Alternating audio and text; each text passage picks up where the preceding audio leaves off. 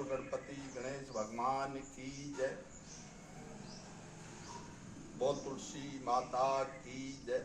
बोल कार्तिक मास की जय। अथ कार्तिक महात्म। पहला अध्याय।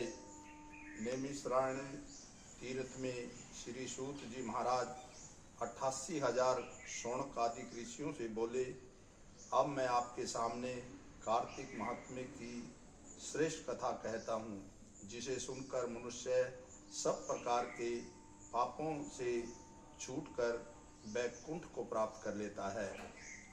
सूत जी ने कहा, श्री कृष्ण जी की आज्ञा देकर नारद जी के चले जाने पर सत्यभामा प्रसन्न होकर श्री कृष्ण जी से बोली, हे नाथ, मेरा जीवन सफल हो गया है।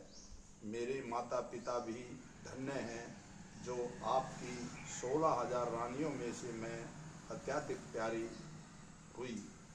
मैंने वह कल्प वृक्ष आदि आपके साथ नारद जी को विधि पूर्वक दान में दे दिया, परंतु वही कल्प वृक्ष मेरे घर में सदा लहराया करता है, जिसकी बात को मैं मृत्युलोक में कोई भी नहीं जानती। ये स्वामी, अब मैं आपसे कहना चाहती हूँ, सो विस्तार पूर्वक कहिए, जिसे सुनकर मैं अपने हित कार्य करूँ, जिसके करने से कल्प पर्यंत भी आप मुझसे विमुख ना हों। सूत जी कहने लगे, सत्यभामा के ऐसे वचनों को सुनकर श्री कृष्ण जी हंसते हुए सत्यभामा की बाँह पकड़कर कल्प वृक्ष के नीचे ले गए और बोले, हे प्रिय, 16,000 रानियों में से मुझे तुम प्राणों के समान प्यारी हो। तुम्हारे लिए देवताओं और देवराज इंद्र से भी मैंने विरोध किया था।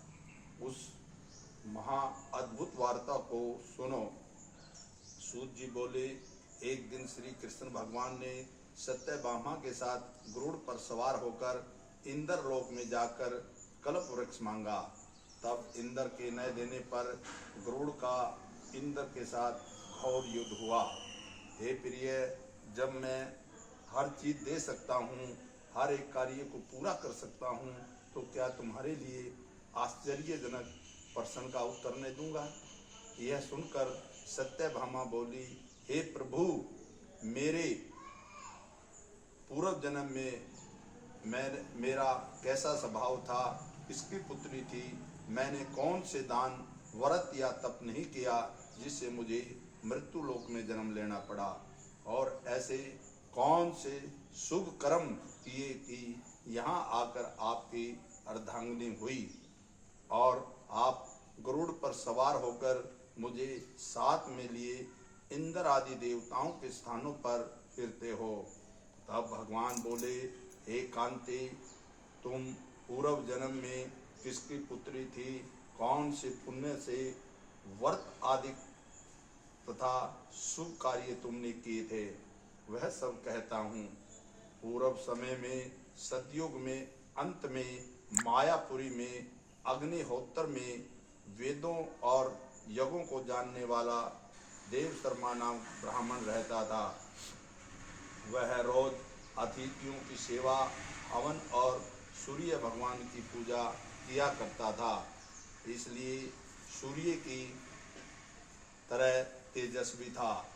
उस ब्राह्मण के बुढ़ापे में एक गुणवंती नामक कन्या हुई, जिसका विवाह उस पुत्रहीन ब्राह्मण ने अपने चंद्र नाम के शिष्य के साथ कर दिया, और वे दोनों पिता पुत्र की तरह रहने लगे।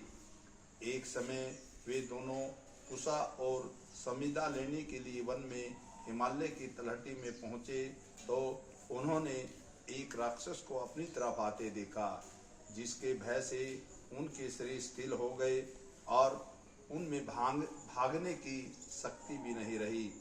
तब राक्षस ने दोनों को मारा। उनके धर्मात्मा होने के कारण मेरे पार्षद उनको वैकुंठ ले गए, क्योंकि उन्होंने आजीवन सूर्य की पूजा की थी। इसलिए मैंने मैं दोनों पर अति प्रसन्न हुआ।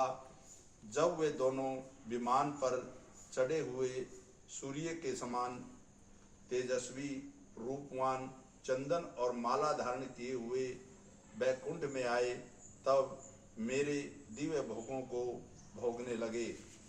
बोल श्री कृष्ण भगवान की